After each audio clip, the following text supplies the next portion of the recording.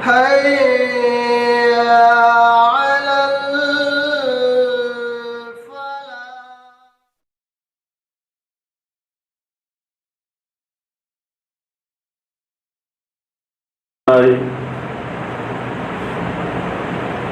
الحمد للہ والصلاة والسلام علی رسول اللہ. عن ابی سعید و ابی ہریرہ رضی اللہ تعالی عنہما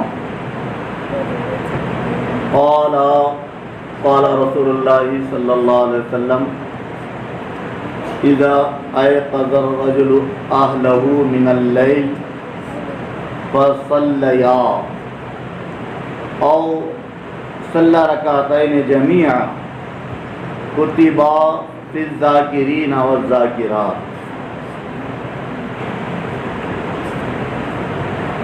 امام ابو داؤد رحمہ اللہ نے اس حدیث کو اپنی کتاب سنن ابو داؤد میں نقل فرمایا، اور اس حدیث میں اللہ رب العالمین کے ذکر کی فضیلت کو بیان کیا گیا. اللہ کا ذکر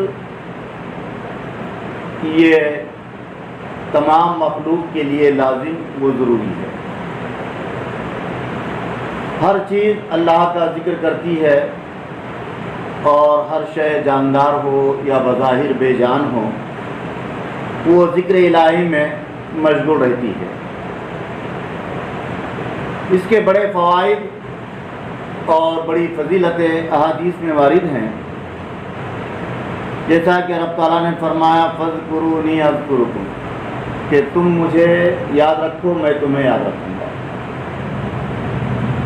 تو یہ سب سے بڑی عظمت اور فضیلت کی بات ہے کہ بندہ جب اللہ کو یاد رکھتا ہے تو وہ بھی اللہ کو یاد رکھا جاتا ہے، یعنی اللہ اس کو یاد رکھتا ہے.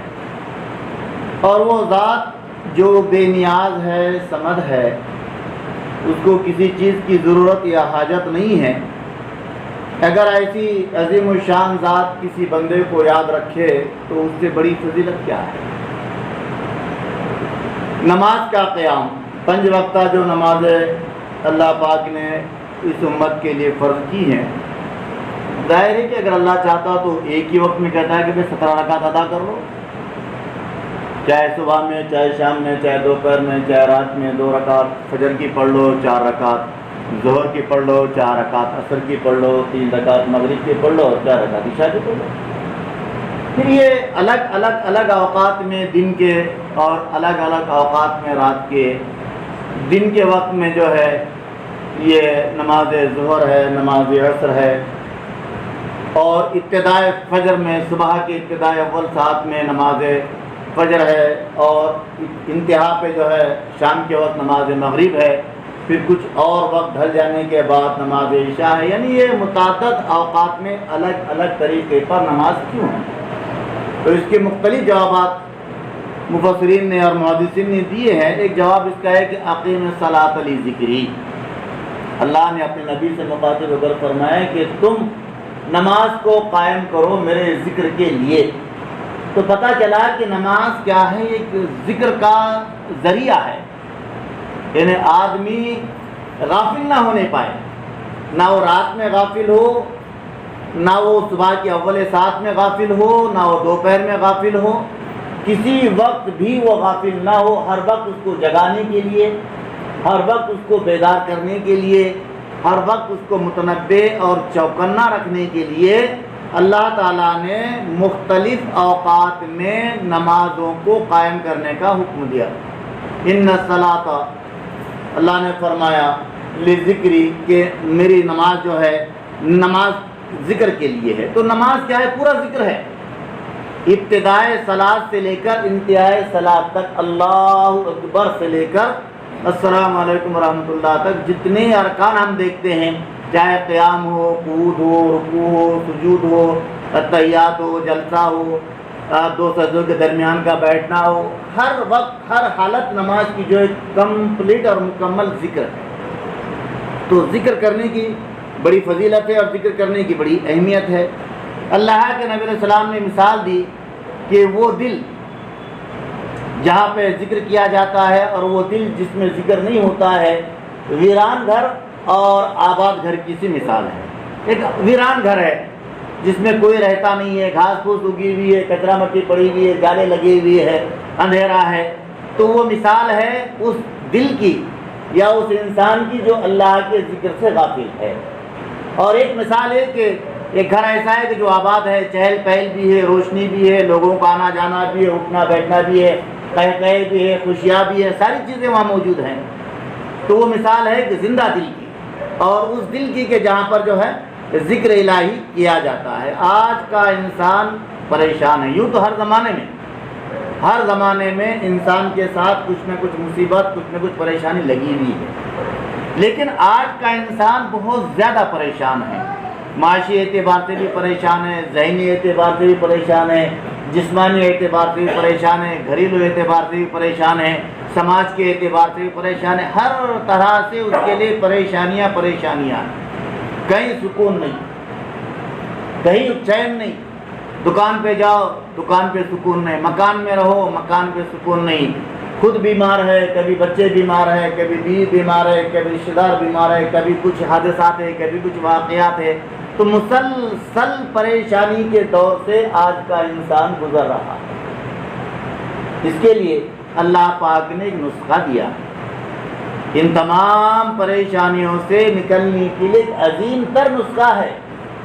لوگ بیماری سے نکلنے کے لیے نسخے پوچھتے ہیں اور وظائف دریافت کرتے ہیں، اللہ نے وظیفہ دیا اور اللہ پاک نے فرمایا کہ اللہ، لوگوں سنو، خبردار ہو جاؤ، ہوشیار ہو جاؤ، اللہ بذکر اللہ تطمئن القلوب، اللہ کا ذکر ہی وہ نسخہ ہے، اللہ کا ذکر ہی وہ دوا ہے، اللہ کا ذکر ہی وہ راستہ ہے کہ جس کو اگر تم اختیار کرو گے تو تمہارے دلوں کو سکون ہوگا، تمہیں اطمینان نصیب ہوگا۔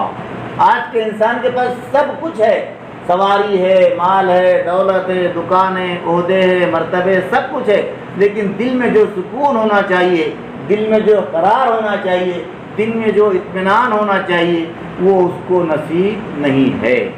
تو یہ حدیث جو بیک وقت حضرت ابو سعید خدری اور حضرت ابو ہریرہ رضی اللہ تعالی عنہما سے نقل ہے۔ ایسے بہت کم روایتیں ہوتی ہیں، اور محدثین ایسے بہت کم روایت کی ہیں کہ ایک ساتھ دو صحابیوں کو اپنی سند میں انہوں نے جمع کیا۔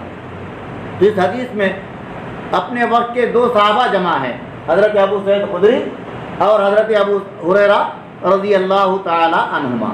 ان دونوں نے مل کر یہ بات کہی، اور ان دونوں سے یہ روایت ہے کہ اللہ کے نبی علیہ السلام نے ارشاد فرمایا کہ جب کوئی شخص رات کے وقت بیدار ہو جائے اور پھر وہ اپنی بیوی کو، اپنے گھر والوں کو بھی بیدار کرے، اور دونوں مل کر 2 رکعت نماز جماعت کے ساتھ ادا کرے، تو فرمایا کہ ان کا شمار ذکر کرنے والے مردوں اور ذکر کرنے والی عورتوں میں اللہ کے نزدیک ہوگا۔ یعنی وہ لوگ جو کثرت سے اللہ کا ذکر کرتے ہیں، کہ جس کا ذکر اللہ تعالیٰ نے فرمایا وَالذَّاكِرِينَ اللَّهَ كَثِيرًا وَالذَّاكِرَاتِ، اللہ نے ایمان والوں کی نشانیوں میں ایک نشانی یہ بھی بیان کی ہے کہ ایماندار مرد اور ایماندار عورتیں کثرت سے اللہ کا ذکر کرتے ہیں۔ ذکر یہ بھی ہے سبحان اللہ، الحمدللہ، ولا الہ الا اللہ، اللہ اکبر، لا حول ولا قوت الا باللہ۔ ذکر یہ بھی ہے کہ جب ہم مسجد میں داخل ہوں اس کے داخلے کی دعا پڑھے، مسجد سے خارج ہوں اس کی دعا پڑھے، بیت الخلاء میں داخل ہوں اس کی دعا پڑھے، بیت الخلاء سے باہر نکلے اس کی دعا پڑھے، چپل پہنے بسم اللہ کہے، کرتا پہنے، پیجامہ پہنے بسم اللہ کہے، گھر سے باہر نکلے بسم اللہ توکلت علی اللہ کہے۔